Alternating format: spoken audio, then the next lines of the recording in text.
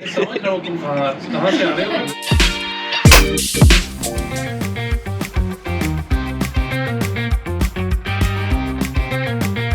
Yes, I learned a lot there, and my journey continued to get little more deeper.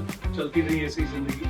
शुरू से ही सामाजिक कार्यों में रुचि लेता हूँ। बिजनेस के अलावा समाज में अपना When I used to hear उनकी चाय पे चर्चा क्या हो रही है, I genuinely thought कि हर चीज़ में इंटेलिजेंस आ रही है, आर्टिफिशियल इंटेलिजेंस का ज़माना हो रहा है, but where is the intelligence in our hygiene? नमस्कार, good morning. Very long, almost 4 decades of my life. Naturally, it started with somebody at times when we were thinking India requires a technology to come to India. And it started that the Japan and the joint venture word started with the government at that time.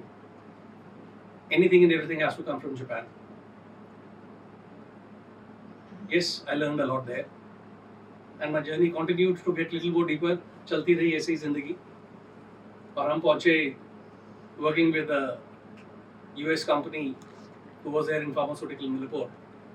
And जहाँ हम microbiology का नहीं आता तो हमने बहुत सीखा और as a business head for pharmaceutical company एक मॉलिक्यूल को दूसरे मॉलिक्यूल से कैसे अलग किया जा सकता है सीखना और मार्केट में लेके आना और पर एक ऐसा प्रोडक्ट बनाना जो कि यूएस एफडीए और इंडिया की नीड बन जाए कि research has to be very successful start हुआ। फिर हमारी जर्नी आगे वी स्टार्टेड के कुछ ना कुछ कम्युनिटी के लिए करना है अपने को।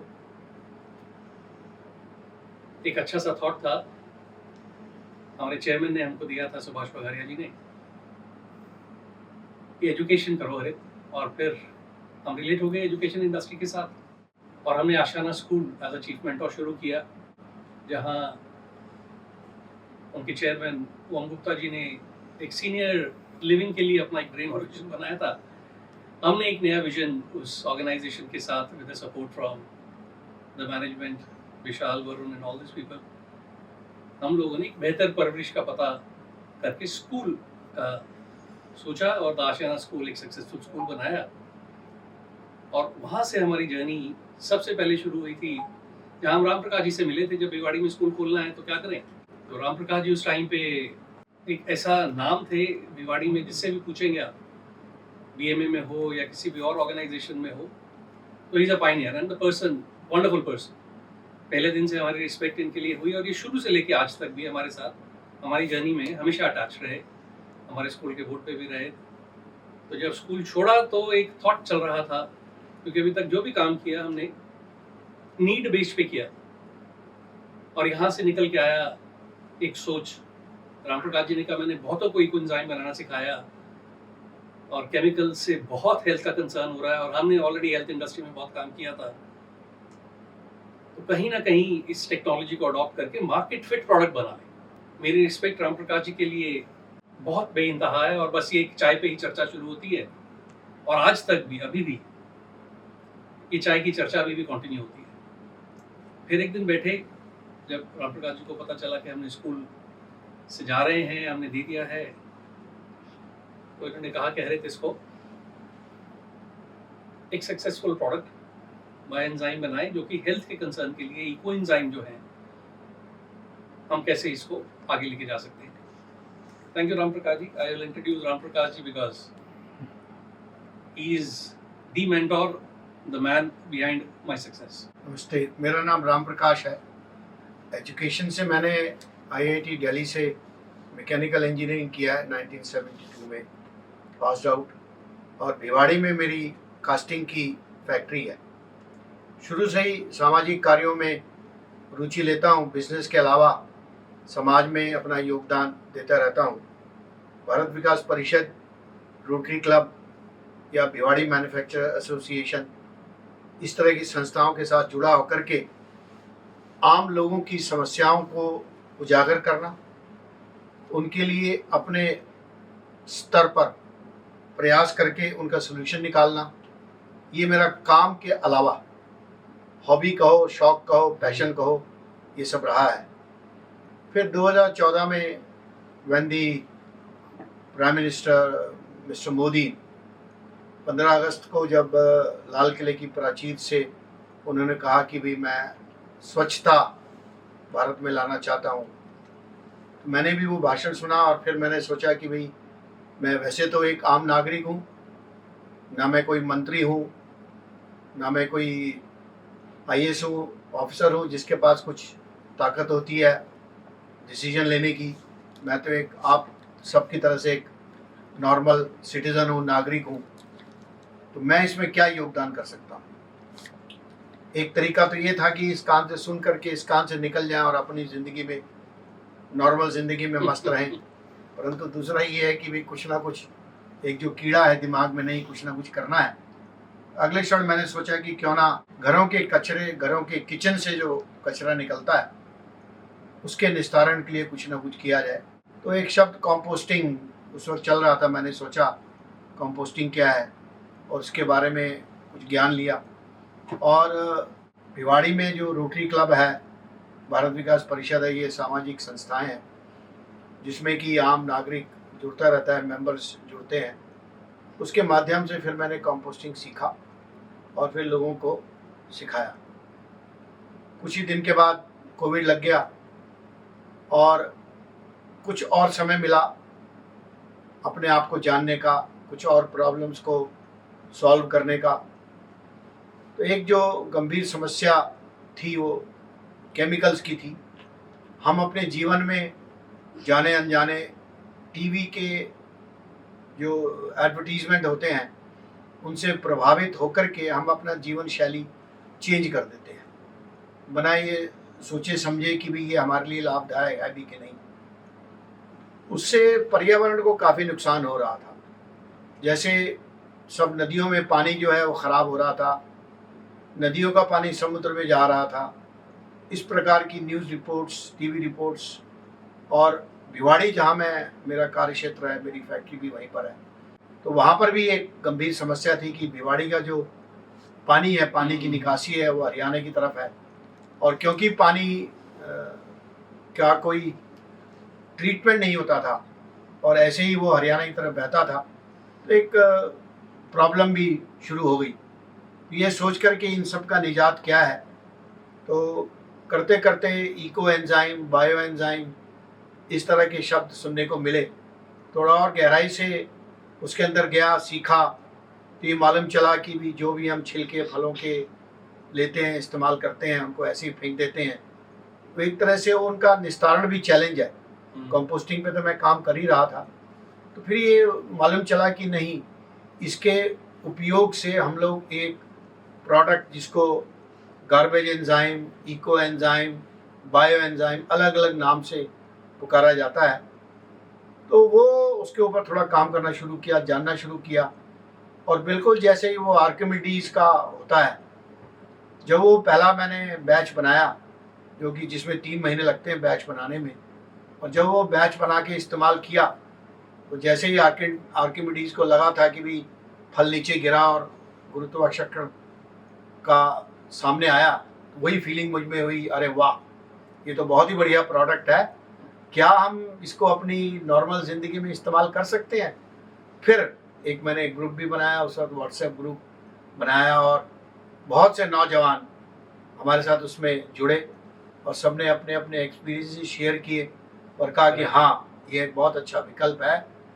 बायो एंजाइम के माध्यम से हम लोग अपने cleaning solutions, home cleaning solutions, personal care products और न जाने क्या क्या, फिर मेरी जर्नी शुरू हुई और फिर एक एक करके हमने उन प्रोडक्ट्स को टेस्टिंग करना शुरू किया। चाहे वो होम केयर हो, चाहे वो पर्सनल केयर हो, चाहे वो पेट्स क्लीनिंग, पेट्स केयर हो, चाहे वो चोट लग जाए उसके ऊपर हो। और उन दिनों कोविड में तो आपको मालूम ही है कि एक हैंड सैनिटाइज़र का बहुत बड़ा रोल हुआ। तो क्या हमने वो इको एंजाइम, बायो एंजाइम को टेस्ट कराया और पूछा कि क्या ये इसका विकल्प है। तो टेस्ट लेबोरेटरी ने हमको बताया हाँ, ये एक अच्छा विकल्प है और जितने भी खराब कीटाणु उस हैंड सैनिटाइज़र से मर रहे थे, उससे उतने ही इफेक्टिव हमारा ये बायो एंजाइम का प्रोडक्ट भी है। उस प्रकार से धीरे धीरे मेरा इसके अंदर पैशन बढ़ता गया और बढ़ता गया। परंतु मैं सोचता था कि ये आम जनता तक कैसे पहुंचेगा। मैंने कर लिया, हमारे व्हाट्सएप ग्रुप के 100, 500 या 1000 मेंबर्स हैं, वो भी अपने घरों में इस्तेमाल कर लेंगे, परंतु मासेस तक तो नहीं पहुंचेगा। मेरी भारत की प्रॉब्लम तो वहीं की वहीं है। हम सब बहुत प्राउड हैं कि किसी ऐसी नीड बेस्ड इंडस्ट्री में जहां केमिकल से बीमारियां बढ़ रही हैं, cancer, respiratory, lung problems, kidney problems, liver problems, करते करते क्योंकि हम रिसर्च में थे और रिलेटेड इंडस्ट्री में थे, ये सब चीज़ों के लिए केमिकल क्लीनिंग अगर अवॉइड कर दी जाए, एक तरीका जिससे कि नेचुरली एनवायरनमेंट भी और अपनी पर्सनल हेल्थ भी हम लोग कुछ ना कुछ नहीं बहुत हद तक इसको हैंडल कर सकते हैं। बट मार्केट फिट बनाना ज़रूरी है। अब भाई इसको मार्केट फिट बनाना है तो कैसे बनाएं, और सिचुएशन शुरू हुई कि नेक्स्ट जनरेशन, हम तो 60 साल के हैं, तो राम प्रकाश जी और हमने इसको 60 इयर्स का एक स्टार्टअप कहा। आपने बहुत सुने होंगे MBA, चाय वाला, I am this, I am that, पर ये 60 इयर्स पे हम लोग की विजन को आगे ले जाने के लिए हमने नेक्स्ट जनरेशन को इन्वॉल्व किया, और अंकिता ने इस लीड में अपनी पैशन दिखाई। इस लीड को सक्सेसफुल बनाने के लिए अपने कदम हमारे कदम के साथ मिलाने के लिए उन्होंने आपको कमिट किया। I think, to be very honest, it was not about, it stopped being interesting after a point, because when I used to hear उनकी चाय पे चर्चा क्या हो रही है, I genuinely thought कि हर चीज़ में इंटेलिजेंस आ रही है, आर्टिफिशियल इंटेलिजेंस का ज़माना हो रहा है, but where is the intelligence in our hygiene? You know, it is a very big issue which needs to be dealt with. This chemical exposure that people have is something that, you know, we need to get away with, and if there are options out there in the market, I don't think half the people are aware that there are options in the market. So it became my agenda to, you know, get with them, because there was a lot of intent and it stopped being interesting. So I wanted to get inside deep knowledge and get deep knowledge about the subject to see what is out there as an alternative option in our cleaning industry. Is where BioPure came along, which was chemical free, no toxicity, good for our nature, good for our pets, good for our skin, good for our, safe for our homes. And I think that's where we all started deep diving into it to get a better next generation cleaning solution for the modern people out there in the market. I would like to differentiate why chemical free cleaning is required. Correct. अखबारों में मैंने पढ़ा, हम generally बर्तन धोते हैं, उसके ऊपर जी क्लीनिंग सोल्यूशन लगाते हैं और उसको रिंस करके रख देते हैं, परंतु अक्सर ऐसा देखा गया है कि कुछ ना कुछ कण जो भी हमने क्लीनिंग सोल्यूशन लगाया, रिंस करने के बाद भी उस बर्तन में रह गए। अब जब हम खाना खा रहे हैं तो नेचुरली उस कण हमारे अंदर जाएगा।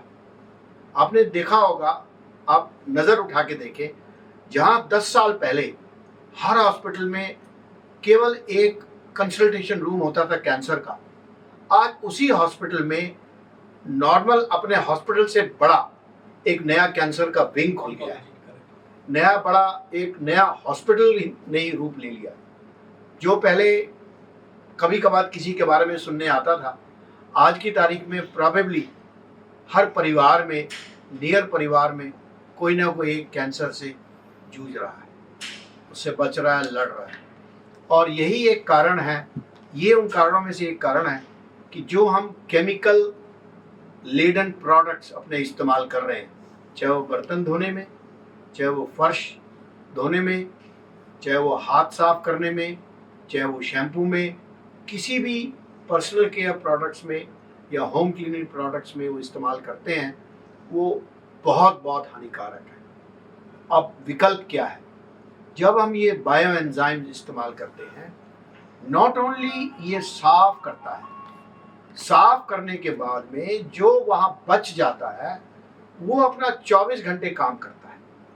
बायो एंजाइम जो बच गए वहाँ पर, वो 24 घंटे अपने गुड बैक्टीरिया प्रोड्यूस करते रहते हैं और एटमॉस्फेयर में जितने भी बैड बैक्टीरियाज हैं उनसे लड़ते रहते हैं। आप देखिए, आम के आम और गुठली के दाम, इस्तेमाल आपने किया और उसके बाद में जो बच गया वो भी अपना काम निरंतर कर रहा है।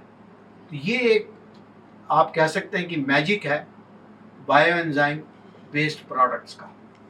फिर हम अपने ग्रुप्स में बायो एंजाइम इस्तेमाल करते हैं, परंतु वो मार्केट फिट नहीं है। किसी में फर्मेंटेशन की स्मेल रहती है, किसी में झाग नहीं आते हैं और किसी में कलर ट्रांसपेरेंट नहीं है। परंतु मार्केट में जितने भी प्रोडक्ट्स मिलते हैं उनमें ये सब हैं, और एक दिन में तो हम किसी का भी माइंड चेंज नहीं कर सकते कंज्यूमर का कि नहीं यही इस्तेमाल करो। इसलिए अगर हमें अपने बायो एंजाइम्स को, इको एंजाइम्स को मार्केट में एक्सेप्टेबल करना है तो मार्केट फिट उसकी पहली रिक्वायरमेंट है। और यहाँ पर हमारा जो एक्सपीरियंस ये कहता है, जब हमने मार्केट फिट बनाया तब हमने ये प्रोडक्ट लॉन्च करने का सोचा।